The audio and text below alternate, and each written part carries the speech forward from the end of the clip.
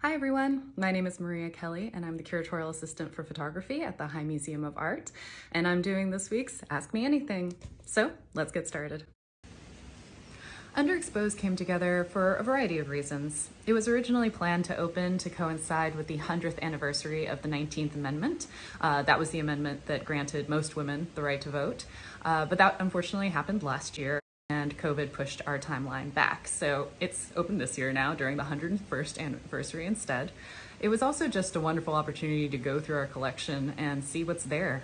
We have over 8,000 photographs in the collection, and many have never seen the light of day. And so when you walk through this exhibition, you'll actually see asterisks on some of the labels, and that notes what works haven't been on view before, or at least since the year 2000 when we started keeping digital records of location changes.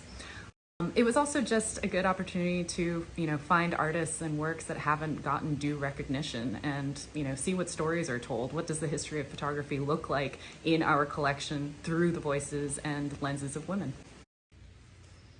Curating an exhibition during the pandemic has been a very interesting experience. Usually when we're planning an exhibition, you're actually working with the prints, you're looking carefully at what you want to include in the show, and unfortunately that largely wasn't possible when Sarah Kennel and I were starting to curate this. So occasionally we'd make it into the museum to look at prints in person, but most of the time we were working off of checklists from our database.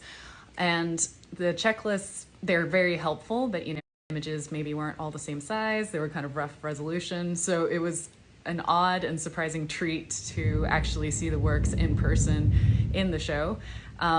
And be like, oh, okay, these are actually the details that we can make out before. How wonderful. This is amazing. This is even better than we would have imagined. So yeah, it was an interesting exercise in patience and, resilience. Okay, I thought about this and I thought about this and I couldn't choose the one that I'm most excited about because it's just too hard. There are too many great works. There's 100 works in the show by more than 80 artists, and you'll just see it for yourself, but it would be impossible to choose. So here are a few that I really enjoy and I'm excited about in the show. I love the Anna Atkins cyanotype of a fern that starts the show off in the first gallery. It's from the very beginnings of the history of photography in 1851. It's beautiful, it's delicate, and I just love that you can see so much history in this one piece from the get-go. She was actually the first person to create a photo book too. I love this piece that, it's been in the collection for quite a while, but I think of it sort of as new. It's a portrait of a woman in repose from 1894, and it's by a woman named Edith H. DeLong. And even though it's been in our collection, it was actually misattributed to her husband. So it feels really nice to recognize that this was a misattribution and restore that picture to her and to her name. There is a lovely portrait by Graciela Iturbide of a person named Magnolia. And in Zapotec culture, Magnolia identifies as Muxe, and this is an official third gender, so they don't identify as male or female. And they're looking in a mirror in the portrait, and so it's this really lovely dual portrait, and I'm always just taken by that when I pass by it. As another dual portrait, there's a large piece by Atlanta artist Jill Frank, and it's called Everyone Who Woke Up in the Yellow House.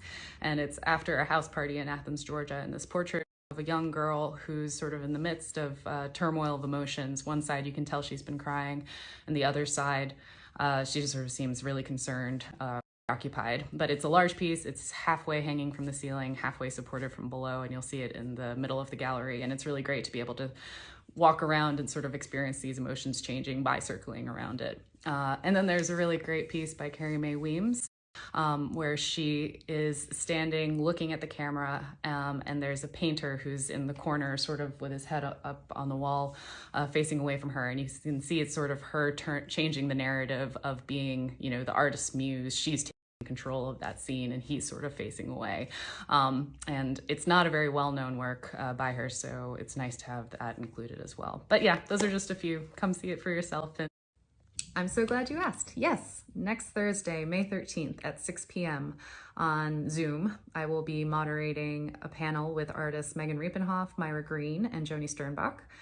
We're going to be talking about alternative photographic processes They all use alternative processes for their work, the ones that are in the show at least. And Megan Riepenhoff is using the cyanotype process and working with ocean water or rainwater to develop those. Joni Sternbach is using the tintype process, photographing women surfers, and then she has to develop it on the beach. And Myra Green is using the ambrotype process with self-portraits to think about representations of race in art. So yeah, that's just a little distillation. Feel free to join us. There is a link below or above or somewhere. Join us. So I originally wanted to be an archaeologist actually while I was growing up, and I was lucky enough in high school to be able to go on a dig for a week. Quickly realized maybe that wasn't the job for me, and I happened to take an AP Art History class the following year and totally fell in love with it. The teacher was incredible, and I just thought, oh, this is the meld of history, learning about cultures, learning about civilizations, seeing the art that they produced, you know, how that's sort of correlating with the events of the time, and I fell in love with it. So I majored in it in undergrad at UGA. And I thought originally that maybe, you know, I'd focus on Impressionism, or I thought maybe I'd focus on Romanesque and Gothic architecture for a little while. I was actually really interested in that. And then I happened to take a darkroom class, a photography darkroom class while I was at UGA, and I just fell in love with it and realized I've been photographing, you know, just like snapshots here and there for a long, long time, and realized that's what I wanted to focus on, and that I really love working with contemporary artists as well. So that's sort of the goal, is to, you know, help write the history of photography as it's happening now. So yeah, that's how I kind of ended up in this field. Very happy here. This one was probably sent in by somebody who knows me. I was thinking about it and I was kind of surprised one just didn't click automatically, but maybe I just need to work on developing some, or maybe this just isn't my decisive moment. There you go. Okay, really glad this is recorded for posterity. Favorite parts of the job? I really enjoy meeting artists when they come through town, hearing about their process, what they're interested in, what their future projects might be.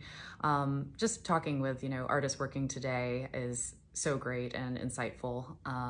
I enjoy working in our storeroom. It's chilly down there. We keep it nice and cool to help preserve the photographs. But to be able to hold the prints in your hand, actually just, you know, be able to look deeply at these works is incredible. And then I really love curating. I love being in the galleries and thinking about sightlines, thinking about, you know, what makes the best narrative for somebody who's walking through the galleries, what's going to resonate, you know, with the audience. So I really like to think of the viewer experience and sort of, you know, try and craft shows that are meaningful.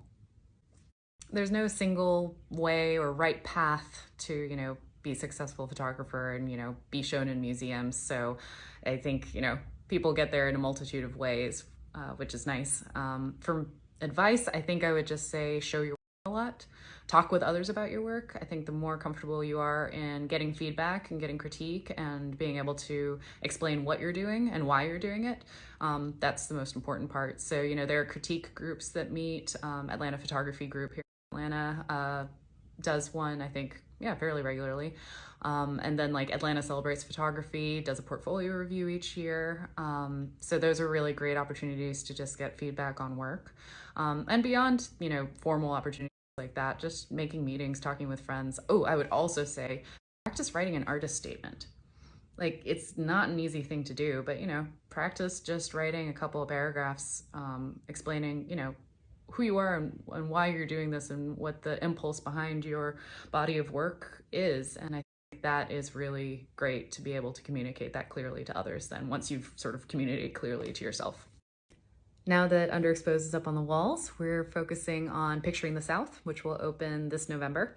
It's to honor the 25th anniversary of the beginning of the Picturing the South commission series. So it's a commission series that invites photographers to photograph anything, however they picture the South. They get the commission. They're able to come and shoot anywhere in the South, any topic that they want.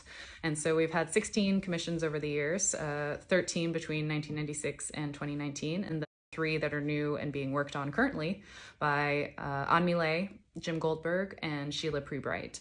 So yeah, all 16 will be in the same space in our main galleries at the High, and it's going to be just really great to see them all together and sort of understand the breadth breadth of all these projects and how, you know, noteworthy they have been in some of the artists' careers, actually. So yeah, stay tuned for that. Well, I'm just about to start a new book, so I'll recommend two that I read recently. One being Rebecca Solnit, Recollections of My Non-Existence. It's fantastic.